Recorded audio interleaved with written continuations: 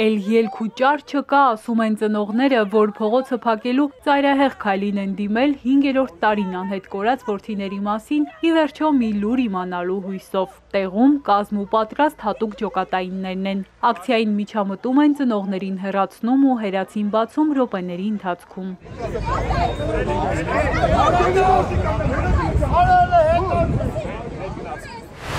Ինչ է լինելու, ով է զբաղվելու իրենց որդիների ճակատագրով։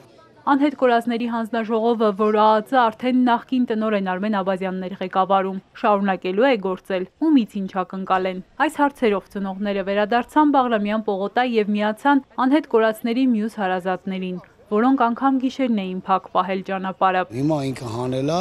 Աբազյանին, մենք մնացել ենք անհույս։ Ոնց որ մեր թևերը կտրել է, մեր թևն Աբազյանն էր, Աբազյանը խոստացել էր ամեն ինչ, բայց այսօր վարող հանում է։ Կոնկրետ փաստեր կան, տեսանյութեր, ձայնագրություններ, որ ապացուցում են, որդին հաստատված գերիների մեջ կարող է լինել, բայց բռնի անհետացածների ցանկում է։ Էպիկենտրոնին պատմում է քիմիկների զորամասի կամավորներից մեկի հայրը։ Ես ունեմ շատ ուժեղ վիդեոներ։ Շատ ուժեղ, առաջի անհերքելի վիդեոներ ունեմ, որի երեխուն բռնում են, անուն ազգանուն ասում, իմ երեխուն գերեվարվել է մենակ ինքը։ Սաղ պարզ ցույց է տալի, ջրից ոնց են հանում, ոնց են դնում, ոնց են տանում, անուն ազգանուն ասում,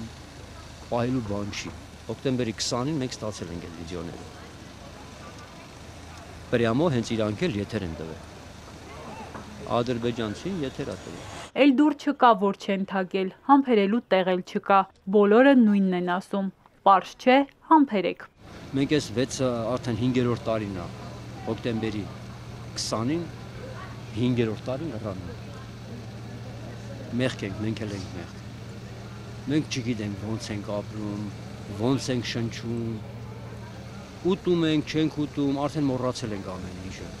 Փաշինյանը վստահեցնում է, Աբազյանի պաշտոնանկությունն անհետ կորածների խնդրի վրա չի ազդի։ Առաջիկայում վարչապետը կհանդիպի հարազատների հետ։ Փաշինյանի խոստումները սակայն ծնողներին չեն հանգստացնում ու չեն մխիթարում։ Արդեն 5 տարի մենք այդ երգը երգել ու լսացել ենք։